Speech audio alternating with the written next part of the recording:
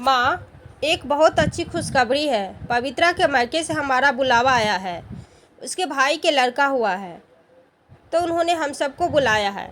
आपको भी चलना है। सुमित ने खुश होते हुए अपनी माँ रुक्मणी जी से कहा, तो रुक्मणी जी मुंह बनाते हुए बोली, अरे इस गंवार के घर कौन जाएगा? हमसे एक गंवार नहीं झेली जाती तो भला इसका पूरा खानदान कैसे झेलेंगे? मैं तो नहीं जाऊंगी। माँ को गुस्से में देखकर सुमित उनके पास बैठते हुए बोला, माँ आपको बहुत अच्छा लगेगा, एक बार चलकर तो देखिए। सुमित, मैंने कहा ना कि मैं नहीं जाऊंगी। बस अब और बहस नहीं चाहिए मुझे। मैं पार्लर जा रही हूँ। अपनी पत्नी से कह देना कि अपने ससुर जी को खाना दे। रुक्मणी जी ने अपने कटे हुए बालों में कंघा घुमाते हुए कहा। तो सुमित बोला, माँ उसका नाम भी है? आप उसे नाम से भी तो बुला सकती हो। हाँ, तेरे लिए होगा उसका नाम। मुझे तो वो देखने में नौकरानी सी लगती है। अरे उससे अच्छी सज कर तो हमारी कामवाली बाई आती है। रुक्मणी जी ने बेरुखी से कहा और अपना पर्स उठाकर पार्लर में जाने के लिए घर से बाहर निकल गई। तो इधर पर्दे के पीछे खड़ी उनकी बहू पवित्रा ने उनकी से सारी बातें सुन ली थी। वो लेकिन फिर भी वो कुछ नहीं बोली और चुपचाप किचन में चली गई। इधर सुमित भी उदास होकर बैठ गया। वो किस मुंह से जाकर कहता कि उसकी माँ उसके लिए इतने घटिया शब्द बोल रही सकती है। आज उसे वो 6 महीने पहले वाले पल याद आने लगे, जब वो पवित्रा के गांव में अपने प्रोजेक्ट के लिए गया था। वहाँ गांव में उसे एक कमरा रहने के लिए चाहिए था, इसीलिए इधर उधर घूमकर कमरा तलाश कर रहा था। तभी गांव के एक मजदूर ने उसे राजवंत सिंह के घर का पता बताया, जिनके घर में एक हिस्सा खाली पड़ा था। तो सुमित पता करके राजवंत सिंह के घर जा पहुंचा और बाहर बनी बैठक में बैठ गया। किसी ने अंदर जाकर राजवंत सिंह को खबर कर दी। तो कुछ ही देर बाद राजवंत सिंह वहां आ पहुंचे। गांव के अच्छे सुख वाले व्यक्ति थे। वो सारा गांव उनका सम्मान करता था। उन्होंने सुमित के पास बैठते हुए कहा, बताइए इंजीनियर साहब, क्या सेवा कर सकते हैं हम आपकी? तो सुमित ने कहा, अरे नहीं नहीं, कोई सेवा नहीं चाहिए। तो बस 3 महीने के लिए एक कमरा चाहिए था, क्योंकि हमारा 3 महीने का प्रोजेक्ट है। तो राजवंत सिंह ने हाँ में सिर हिला दिया और सुमित को अंदर ले जाकर उसे कमरा दिखाते हुए कहा, खाने पीने की चिंता मत कीजिएगा, सब इधर ही मिल जाएगा। हमें भी आपकी सेवा का मौका दीजिए। तो सुमित ने मुस्कुराते हुए हाँ में सिर हिला दिया। कुछ देर बाद राजवंत सिंह वहाँ से चले गए। तो सुमित ने दरवाजे से खड़े होकर पूरे घर नज़र डाली, जो चारों ओर कमरे बने हुए थे। आगे बड़ा सा बरामदा था। तभी उसकी नज़र आंगन में लगे नीम के पेड़ पर गई, जिस पर झूला लगा हुआ था। ये देखकर वो सोचने लगा, ये किस लिए होगा? यहाँ तो कोई बच्चा भी नज़र नहीं आ रहा। सोचते हुए वो कमरे में आया और कपड़े बदलकर हाथ मुंह धोने के लिए बाहर आ गया। तभी राजवंश सिंह ने कहा, अरे इंजीनियर साहब, कुछ भी चाहिए तो आवाज़ दे दीजिएगा। तो सुमित ने हाँ में सिर हिलाया और हाथ मुंह धोकर वापस कमरे में आ गया। तभी पीछे से कोई आहट सुनाई दी। उसने मुंह कर देखा तो एक पीले दुपट्टे वाली लड़की उसके लिए चाय लेकर आ रही थी। उसने शर्माते हुए सुमित को चाय दी और मुस्कुराकर वापस चली गई। तो सुमित उसके बारे में सोचते हुए चाय पीने लगा। चाय पीकर उसने कप रखा ही था कि तभी उसकी माँ रुक्मणी जी का फ़ोन आ गया। हाँ माँ बोलो, सुमित ने कहा। तो उधर से उसकी माँ रुक्मणी जी की आवाज़ आई, अरे बोलो क्या? तुझे तो माँ की याद ही नहीं आती। हाँ, अरे नहीं माँ, मैंने आपको फ़ोन किया था लेकिन आपने फ़ोन नहीं उठाया, सुमित ने कहा। तो रुक्मणी जी बोली, अरे हाँ, उस टाइम तो मैं अपनी फ्रेंड के साथ पार्लर में बैठी थी, फ्रेंड्स पर फेशियल हो रहा था, तो बात कैसे करती। ये सुनकर सुमित हंसते हुए बोला, मेरी फैशनेबल माँ, अब बहू लाने के दिन आ गए हैं और तुम खुद ही पार्लर के चक्कर काटती हो। तो रुक्मणी जी बोली, हाँ तो बहू आने के बाद सास क्या पार्लर नहीं जाती? मैं तो तुम्हारे लिए अपनी ही तरह फैशनेबल बहू लेकर आऊँगी। तो सुमित ने झट से हंसकर कहा, माँ मुझे तो सिंपल सी लड़की चाहिए। तभी दरवाजे पर खड़े राजवंश सिंह की आवाज़ आई, अच्छा इंजीनियर साहब, इंजीनियर होने के बाद भी सिंपल लड़की को पसंद करते हो। तो ये सुनकर सुमित ने बाद में बात करता हूँ माँ कहकर फ़ोन काट दिया और मुस्कुराने लगा। तभी राजवंश सिंह ने हंसकर अंदर आते हुए कहा, सॉरी इंजीनियर साहब, वो खाना बन गया था ना, तो इसीलिए बुलाने चले आए। आज आपके लिए स्पेशल खाना बनाया है हमने। तो सुमित हंसते हुए कहा, उनके पीछे पीछे चल दिया। अंदर जाकर राजवंश सिंह ने उसे खाने की टेबल पर बैठाया तो अंदर के ठाठ बार देखकर सुमित हैरान रह गया, क्योंकि वो घर गांव का लग ही नहीं रहा था। आलीशान बंगला और शानदार पर्दों की सजावट देखकर वो हैरान था। ऊपर से डाइनिंग टेबल, गांव में तो लोग नीचे बैठकर खाना खाते हैं। यही बात सुमित के मुंह से निकल गई। उसने कहा, गांव में भी कितना कुछ बदल गया है। अब नीचे चूल्हे के पास बैठकर कोई खाना ही नहीं खाता। कितना सुकून होता था उस खाने में। तो राजवंश सिंह ने हंसते हुए कहा, अरे हाँ इंजीनियर साहब, हम भी वहीं बैठकर खाते हैं, पर हमें लगा कि आप वहाँ कहाँ बैठ पाएंगे, इसीलिए खाना यहाँ मेज़ पर ले आए। सच कहे तो हमको भी ये अंग्रेज चाल चलन पसंद नहीं, लेकिन आजकल दिखावे की दुनिया है ना, बस उसी के लिए इस मेज़ को रखा है। इसीलिए अगर आपको भी नीचे बैठकर खाना पसंद है तो हम वहीं चलते हैं। कहते हुए राजवंश से सुमित को लेकर किचन में चले गए, जहां आज गैस छोड़कर चूल्हे पर खाना बन रहा था। नीचे बैठने के लिए चटाई बिछी थी, तो सुमित खुशी से वहां बैठ गया। चूल्हे पर जो खाना बना रही थी उसकी ओर इशारा करते हुए राजवंश सिंह ने कहा, ये हमारी धर्मपत्नी है। तभी एक लड़की आई और उसने दोनों को थाली में खाना परोसना शुरू कर दिया। वही पीले सूट वाली लड़की। सुमित उसे देखता ही रह गया। वो भी नज़र चुराकर सुमित को देख रही थी। तभी राजवंश सिंह ने कहा, ये हमारी बहन है पवित्रा। ये बीकॉम सेकेंड ईयर की पढ़ाई कर रही है, कंप्यूटर भी जानती है और बहुत गुणी और समझदार है मेरी बहन। ये कहकर वो सुमित की तरफ देखने लगा तो सुमित हल्के से मुस्कुरा दिया और खाना खाने लगा। अगले दिन सुमित प्रोजेक्ट करके वापस घर आया तो राजवंश सिंह पहले से ही उसका इंतजार कर रहे थे। उसने चाय का कप देते हुए कहा, इंजीनियर साहब, क्या आप मेरी बहन से शादी करना चाहेंगे? अगर आपको पसंद हो तो। ये सुनकर सुमित के चेहरे पर एक अलग ही खुशी तैर गई। वो तो पहले से ही ये बात कहना चाह रहा था, पर कहने से डर रहा था। अब सामने से खुद वही खुशी चलकर आ रही थी तो उसने तुरंत हाँ में सर हिला दिया। लेकिन तभी राजवंश सिंह ने सुमित से उसके माता पिता को बुलाने के लिए कहा तो सुमित ने हामी भर दी, पर वो जानता था कि उसकी माँ को पवित्रा जैसी साधारण गांव की लड़की पसंद नहीं आएगी। लेकिन राजवंश सिंह को जवाब देना था तो उसने एक दिन घर में फ़ोन करके सब कुछ बता दिया, जिसे सुनकर रुक्मणी जी तो भड़क उठी और पवित्रा को अपनाने के लिए साफ इनकार कर दिया। तभी सुमित के पिता बजरंग जी ने कहा, अरे रुक्मणी, एक बार देखने में क्या हर्ज है? आखिर अपने सुमित की पसंद है तो अच्छी ही होगी ना। अरे काहे को अच्छी होगी, गांव की गवार पता नहीं पढ़ी लिखी होगी या नहीं, मुझे तो शहर की और मॉडर्न लड़की चाहिए। इतना कहकर रुक्मणी जी ने गुस्से में फ़ोन काट दिया और इस रिश्ते से साफ इनकार कर दिया। तो बजरंग जी रुक्मणी जी के खिलाफ होकर सुमित के पास चले गए। वहां जाकर उन्होंने राजवंश सिंह से बात की तो पता चला कि पवित्रा की माँ बचपन में ही गुजर गई थी और भाई के ही हाथों पली बड़ी पवित्रा उन्हीं के दिए संस्कारों से परिपूर्ण है। पवित्रा के कारण ही राजवंश सिंह ने अभी तक अपनी कोई संतान नहीं की। उसने कसम खाई थी कि पहले बहन की जिम्मेदारी पूरी करके ही अपनी संतान के बारे में सोचेगा।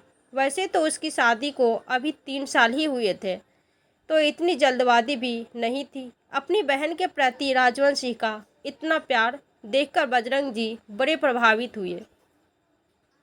राजवंश सिंह ने सुमित की माँ के बारे में पूछा कि वह क्यों नहीं आई, तो बजरंग जी ने कह दिया कि उनकी तबीयत खराब है और इलाज कराने के लिए अमेरिका गई है, इसलिए ज़्यादा जोर से विवाह नहीं कर पाएंगे।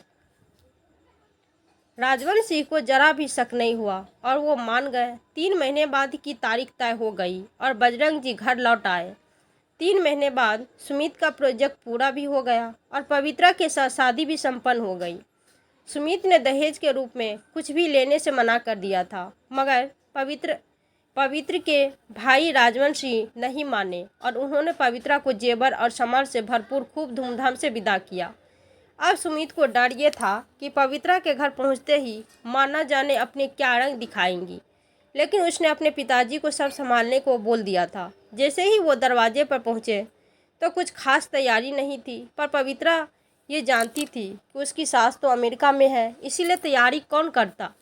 ये सोचकर वो चुपचाप घर के अंदर आ गई, लेकिन रुक्मणी जी गुस्से में बाहर नहीं आई और कमरा बंद करके बैठी रही। तभी कुछ देर बाद सुमित ने पवित्रा के पास बैठते हुए कहा, पवित्रा, मुझे तुम्हें कुछ बताना है। तो पवित्रा हैरानी से सुमित की ओर देखते हुए बोली, जी कहिए ना, आप इतना सोच क्यों रहे हो। तो सुमित ने अपनी माँ के बारे में बताते हुए कहा, पवित्रा, मुझे माफ़ कर दो, मैंने तुमसे झूठ बोला था। मेरी माँ कोई बीमार नहीं हुई थी, वो यहीं पे है, लेकिन वो हमारी शादी नहीं होने देती और मुझे पत्नी के रूप में तुम ही चाहिए थी, इसीलिए तुम्हें पाने के लिए मैंने ये झूठ बोला था। लेकिन हाँ, पापा मेरे साथ थे। तो पवित्रा ने कहा, कोई बात नहीं, मम्मी जी को भी हम मना लेंगे। नहीं पवित्रा, इतना आसान नहीं है। मेरी माँ नए ज़माने की मॉडर्न सास है, अभी तुम मिली ही नहीं हो ना। खैर, वो नहीं भी माने तो तुम चिंता मत करना, मैं तुम्हें लेकर यहाँ से चला जाऊँगा। इतना कहकर सुमित बाहर चला गया, पर एक ही घर में रहकर भी 2 दिन तक पवित्रा और उसकी सास रुक्मणी जी का आमना सामना नहीं हुआ। तो हार कर सुमित तीसरे दिन दोपहर में अपने पापा के साथ पवित्रा को अपनी माँ रुक्मणी जी के पास ले गया। बजरंग जी ने रुक्मणी जी को पहले समझा दिया था कि बहू पर नाराज मत होना, अब वो इस घर की बहू है। मगर तुम्हें बात नहीं करनी है तो मत करना, मगर कुछ बोलना नहीं। रुक्मणी जी के कमरे में जाते ही पवित्रा उन्हें देखकर थोड़ा सा डर गई। इतनी मॉडर्न सास देखकर अब उसके हाथ पैर काँप रहे थे, क्योंकि सैलून से कटे खुले बाल, चेहरे पर मेकअप और मॉडर्न स्लीवलेस कपड़े देखकर पवित्रा को खुद में ही अजीब लगने लगा। वो तो खुद साड़ी में घूंघट डालकर आई थी। तभी सुमित ने इशारा किया और पैर छूने का, तो उसने झुककर पैर छू लिए, लेकिन रुक्मणी जी ने पैर दूसरी तरफ खिसकाकर तंज भरे स्वर में कहा, बस बस, ये सब नाटक की ज़रूरत नहीं है। तुम गांव की लड़कियां ये सब करके शहर के लड़कों को पटा लेती हो। इसको तो पटा लिया तूने, मगर मैं नहीं पटने वाली, समझी तुम। रुक्मणी जी ने गुस्से में बोलते जा रही थी। तभी बजरंग जी ने आंखें दिखाई, तब कहीं जाकर चुप हुई, मगर इतने शब्दों से ही वो बहुत कुछ कह चुकी थी। तभी सुमित पवित्रा का हाथ पकड़कर वहाँ से बाहर ले गया और बोला, अब से माँ तुम्हारे सामने दिखाई भी नहीं दे तो भी तुम उनके पैर नहीं छुओगी। उन्हें संस्कारों की कदर नहीं है। ना तो छोड़ो, तुम भी परे रहने दो उन्हें उनके फैशनेबल लाइफ में। सुमित का गुस्सा देखकर पवित्रा भी कुछ नहीं बोली और चुपचाप किचन में चली गई। अब रोज़ पवित्रा घर संभालती और घर के सारे काम सीधे तरीके से करती। बजरंग जी तो ऐसी बहू पाकर बहुत खुश थे। अब धीरे धीरे रुक्मणी जी का पवित्रा के साथ आमना सामना तो होने लगा था, लेकिन रुक्मणी जी अभी भी अपनी हरकतों से बाज नहीं आती थी।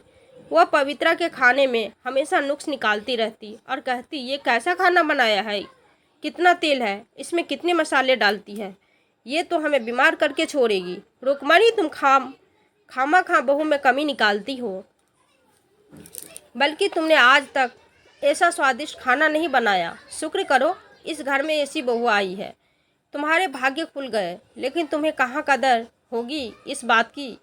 बजरंग जी ने उसे समझाते हुए कहा। तो रुक्मणी जी मुंह बनाते हुए बोली, मैं इसकी तरह गांव में नहीं बल्कि हाई सोसाइटी में रहने वाली परिवार से आई हूँ, जहाँ चाय नहीं महंगी कॉफ़ी पी जाती है। इसका और मेरा कोई मुकाबला नहीं है। अपने मायके का घमंड दिखाने वाली, बात बात पर अपने रईस मायके की दोस्त दिखाने वाली रुक्मणी जी आए दिन पवित्रा को नीचा दिखाती रहती थी। बजरंग जी भी खामोश रहते, पर पवित्रा को बस मुस्कुरा कर इशारा कर देते तो पवित्रा भी मुस्कुरा कर रह जाती। उसे लगता था कि आखिर पति और ससुर जी तो उसके साथ है ही। एक दिन सुमित ने कहा, पवित्रा, मेरी गलती को तुम सहन क्यों कर रही हो? चलो ना, हम अकेले रहते हैं, कम से कम तुम्हें माँ के ताने सुनने को तो नहीं मिलेंगे। तुम वहाँ मुस्कुरा तो सकोगी। लेकिन पवित्रा ने मना कर दिया कि नहीं, आप इनके इकलौते बेटे हैं, इसलिए मैं अपने सिर पर यह पाप नहीं रखना चाहती कि मैंने उनका इकलौता बेटा छीन लिया। पवित्रा गांव के माहौल से थी तो उसे अच्छे से पता था कि रुक्मणी जी ऐसे ही शब्द आसानी से कह देगी। एक दिन सुमित ने देखा कि पवित्रा गैस चूल्हे पर पानी गर्म कर रही थी। ये देखकर सुमित ने कहा, अरे, गीजर होते हुए भी तुम गैस पर पानी गर्म क्यों कर रही हो? बस एक बटन ही तो दबाना है। पवित्रा को कुछ पता ही नहीं था तो सुमित से पूछकर गीजर का बटन ऑन करने चली गई। ये बात बाहर खड़ी रुक्मणी जी ने भी सुन ली थी। सुमित के बाहर जाते ही वो सीधा पवित्रा के पास आकर बोली, तेरी औकात ही कहाँ थी गीजर के पानी में नहाने की? गांव की गवार, तुझे गीजर का ही नहीं पता दुनिया कहाँ से कहाँ चल गई है, पहुँच गई है। अरे, खूबसूरत होने से ही सब कुछ नहीं होता, दिमाग भी चाहिए होता है, और वो एक गवार में कहाँ से आएगा? ये सुन पवित्रा को बहुत शर्मिंदगी महसूस हुई। तभी पीछे से सुमित ने उनकी सारी बातें सुन ली थी। उसने कहा, माँ, आप पवित्रा को बख्श दीजिए। अगर वो सीधी सादी लड़की है तो इसका मतलब ये नहीं कि आप उसे कुछ भी सुनाते रहेगी। उसे ताने सुनाने का कोई भी मौका नहीं छोड़ती हो। बेटे के मुंह से ये सुनकर रुक्मणी जी पैर पटकते हुए कमरे में चली गई और बड़बड़ाते हुए अपने पति से कहने लगी, ये आपका बेटा तो है ना, जोरों का गुलाम हो गया है। ये गांव की सीधी सादी लड़की नहीं, कोई जादूगरनी है जो मेरे हाथों का पल्ला बढ़ा। मेरा बेटा कुछ दिनों में ही इसके पीछे पीछे घूमने लगा है, मेरी एक बात भी नहीं सुनता। तो बजरंग जी ने कहा, रुक्मणी, ये कोई जादू टोना नहीं है, बल्कि एक इंसान का अच्छा और साफ मन ही सबको अपनी ओर खींच लेता है। कमी क्या है उसमें जो तुम उसे कभी बिना सुनाए जाने नहीं देती हो? अरे, अभी वक्त है, कह रहा हूँ, अपना लो बहू को, वरना बाद में बहुत पछताओगी जब बेटा घर छोड़कर चला जाएगा। ये सुनकर रुक्मणी जी ने रोते हुए कहा, आप भी मुझे कहने लगे? अरे, मेरे भी कुछ अरमान थे जो आप दोनों बाप बेटे ने मिलकर सब कुचल दिया है। कितनी हाई फाई शादी करना चाहती थी मैं अपने बेटे की, और आपने क्या किया? उस गवार को लाकर बिठा दिया मेरे घर में। बड़बड़ाते हुए रुक्मणी जी बाहर चली गई। धीरे धीरे समय ऐसे ही बीतता गया। पवित्रा और सुमित की शादी को 1 साल हो गई थी, पर रुक्मणी जी अभी भी अपनी हरकतों से कभी बाज नहीं आती। अब जब उनके बेटे सुमित ने पवित्रा के मायके जाने की बात की तो वो तुरंत भड़क उठी। उसने बहू के मायके जाने से साफ इनकार कर दिया। तो बजरंग जी ने कहा, अरे, तुम समझती क्यों नहीं हो? वो तुम्हारा समधियाना है। नसीब वालों को मिलते हैं ऐसे समधी, वरना आजकल तो सब अपनी बेटी दामाद को बुलाते हैं, उसके सास ससुर को नहीं पूछता। और वो तो पवित्रा का भाई है, वो तो तुम्हारे बेटे के बराबर है। तभी रुक्मणी जी ने गुस्से से कहा, मैंने एक बार बोल दिया ना कि मुझे उस गांव में कदम नहीं रखना। न जाने किस झुग्गी झोपड़ी से आई है, इस गवार के घर जाकर मैं अपना स्टैंड खराब नहीं करना चाहती हूँ। ये सुनकर सुमित ने जोर से चिल्लाकर कहा, ठीक है माँ, मत जाइए, लेकिन अगर आप किसी को इज्जत नहीं दे सकती तो उसका अपमान करने का भी कोई हक नहीं है। अब मैं पवित्रा को लेकर यहाँ से चला जाऊँगा और कभी नहीं आऊँगा। सुमित्रा ने गुस्से में कहा और अपने कमरे में चला गया। जाकर उसने पवित्रा से कहा कि अपना सारा सामान पैक कर लो। अब हम यहाँ से जा रहे हैं, कहीं और जाकर रहेंगे। और हाँ, तुम चिंता मत करो, हम भैया के यहाँ ज़रूर जाएंगे और पापा भी हमारे साथ आएंगे। माँ को रहने दो, यहाँ अपनी फैशनेबल लाइफ में। ये सुन पवित्रा रोती हुई अपना सामान पैक करने लगी। बाहर खड़ी रुक्मणी जी ये सब देखकर दंग थी और मन ही मन कूट भी रही थी। तभी बजरंग जी ने उसे समझाते हुए कहा, रुक्मणी एक बार चलकर तो देखो। अरे अपने बेटे के लिए ही चलो। अगर अब तुम नहीं गई तो हमारा बेटा घर छोड़कर चला जाएगा और क्या तुम्हें यह मंजूर होगा? तो रुक्मणी जी कुछ नहीं बोली और चुपचाप अपने कमरे में चली गई। अगले दिन सुबह जैसे ही सुमित ने कमरे से बाहर सामान निकाल कर रखना शुरू किया तो रुक्मणी जी से ये सब देखा न गया और वो रोते हुए सुमित से बोली, सुमित मैं चलने को तैयार हूँ। ये सुन पवित्रा मुस्कुराकर उठी, लेकिन वो ये नहीं जानती थी कि रुक्मणी जी ये सब सिर्फ अपने बेटे सुमित के लिए कर रही है। अगले दिन सब जाने के लिए तैयार हो गए, लेकिन तब भी रुक्मणी जी तंज कसने से बाज नहीं आई। पता नहीं मैं वहाँ कैसे रह पाऊँगी, वहाँ तो टॉयलेट भी नहीं होगा और एसी भी नहीं होगी। तभी सुमित ने कहा, अरे माँ ऐसा कुछ नहीं है, आप अभी जानती नहीं हो न पवित्रा के घर को। वो इतना ही बोल पाया कि रुक्मणी जी बीच में ही बोल पड़ी, अरे मुझे जानना भी नहीं है, मैं बस तेरे कारण जा रही हूँ, वरना गांव में जाना मेरी शान के खिलाफ है, क्योंकि गांव में ना तो ढंग से लाइट आती है और ना ही कोई व्यवस्था होती है। पूरे रास्ते भर रुक्मणी जी पवित्रा को ऐसे ही ताने सुनाते गई, पर पवित्रा ने कुछ नहीं कहा, क्योंकि वो जानती थी कि अपनी सास से कुछ भी कहना आग में कूदने के बराबर है। खैर अगले दिन पवित्रा अपने पूरे परिवार के साथ बधाई लेकर जैसे ही अपने मायके पहुंची तो घर के बाहर ही ढोल नगाड़ों के साथ उनका स्वागत किया गया। पूरे मोहल्ले में शोर मचा हुआ था कि पवित्रा बिटिया आ गई, क्योंकि वैसे भी वो शादी के बाद पहली बार अपने मायके आई थी। रुक्मणी जी हैरान से खड़ी ये सब देखते रह गई। उसने तो इन सब की कभी कल्पना भी नहीं की थी। तभी पवित्रा के भाई राजवंश सिंह ने आगे बढ़कर रुक्मणी जी के पैर छूते हुए कहा, धन्यवाद माता जी, जो आप हमारे घर आई। आज मेरे ऐसे भव्य स्वागत को देखकर रुक्मणी जी की आंखें फटी की फटी रह गई। उन्होंने तो समझा था कि उसकी बहू का मायका किसी छोटे से गांव की छोटी सी झुग्गी में होगा और किसी झोपड़ी में रहते होंगे, मगर इसका घर तो हवेली से कम नहीं। उसने तो बहू को गरीब समझा था, मगर ये तो गांव की राजकुमारी निकली। ये सोचकर ही आज रुक्मणी जी को शर्मिंदगी महसूस हो रही थी। पूरा गांव पवित्रा को पलकों पर बैठा रहा था।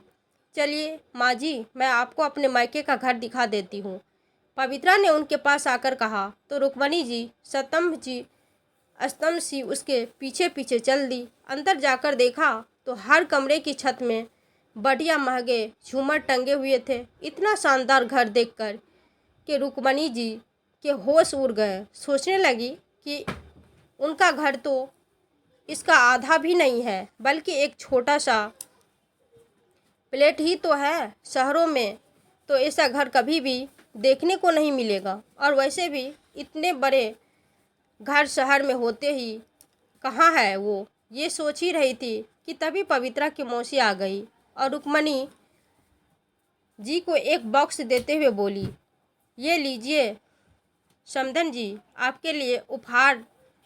तो रुक्मणी जी ने मुस्कुराते हुए बॉक्स को खोलकर देखा तो उसमें सोने की अंगूठी थी। ये देखकर रुक्मणी जी ने चौंकते हुए कहा, अरे नहीं, ये हम नहीं ले सकते, इतना बड़ा उपहार बिल्कुल नहीं लेंगे। तभी पवित्रा की मौसी जी ने कहा, अरे ऐसे कैसे नहीं लेंगे जी, हमारे घर में पोता हुआ है, तो ऐसे में ये उपहार तो बहुत छोटा है।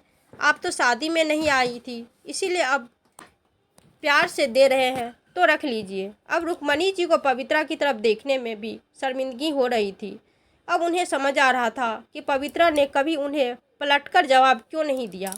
आज रुक्मणी जी को अपने किए हुए पर पछतावा हो रहा था। उन्हें लग रहा था कि जिसे गरीब होने के इतने ताने दिए, हम तो इसके आधे के बराबर भी नहीं है। इस लड़की का दिल कितना बड़ा है कि इसने कभी कुछ नहीं कहा और हमेशा मेरा सम्मान करती रही।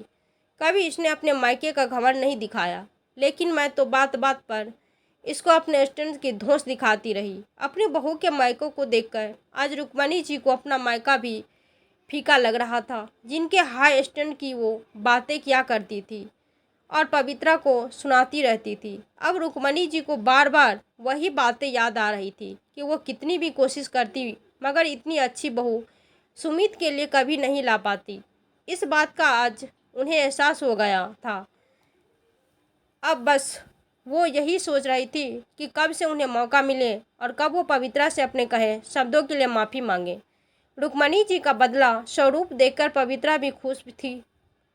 इधर सुमित को भी अपनी माँ से इतनी शांति की कोई उम्मीद नहीं थी, पर वो भी उन्हें शांत देखकर हैरान था। अगले दिन घर वापसी थी तो राजवंश सिंह ने विदाई के समय फिर से अपनी बहन और ससुराल वालों को उपहार से लाद दिया। मायके से विदा होकर पवित्रा सास ससुर के साथ ससुराल आ गई और घर पहुंचते ही वो तो अपने काम में लग गई, लेकिन रुक्मणी जी कुछ बदली और खामोश थी। उन्हें कुछ समझ में नहीं आ रहा था कि अपनी राजकुमारी जैसी बहू से किस मुंह से माफ़ी मांगे, लेकिन आखिरकार हिम्मत करके रुक्मणी जी ने उससे कह ही दिया, बहू तुम्हारे मायके में तो सब लोग इतने पैसे वाले हैं और हम उनके अंश मात्र भी नहीं। मैं हमेशा तुम्हें नीचा दिखाती रही, लेकिन फिर भी तुमने कभी कुछ नहीं कहा और न ही मुझे सच्चाई बताई। तुमने ये कभी नहीं बताया कि तुम इतने अच्छे परिवार से हो। ये तुम्हारे संस्कार थे कि तुमने नहीं कहा, लेकिन मैं काफ़ी शर्मिंदा हूँ। तुमको अपनी दबंगई दिखा करके मुझे अब बहुत बुरा लग रहा है। मुझे माफ़ कर दो बहू, प्लीज़ मुझे माफ़ कर दो। ये सुनकर सुमित हैरान से अपनी माँ को देखता रहा। तभी पवित्रा ने कहा, मम्मी जी मैंने बचपन में ही माँ को खो दिया था। भाभी ने पाला और माँ का प्यार भी दिया, मगर यहाँ आकर आपको माँ कहा तो माँ की याद आ गई, इसलिए कभी कुछ नहीं कर सकी।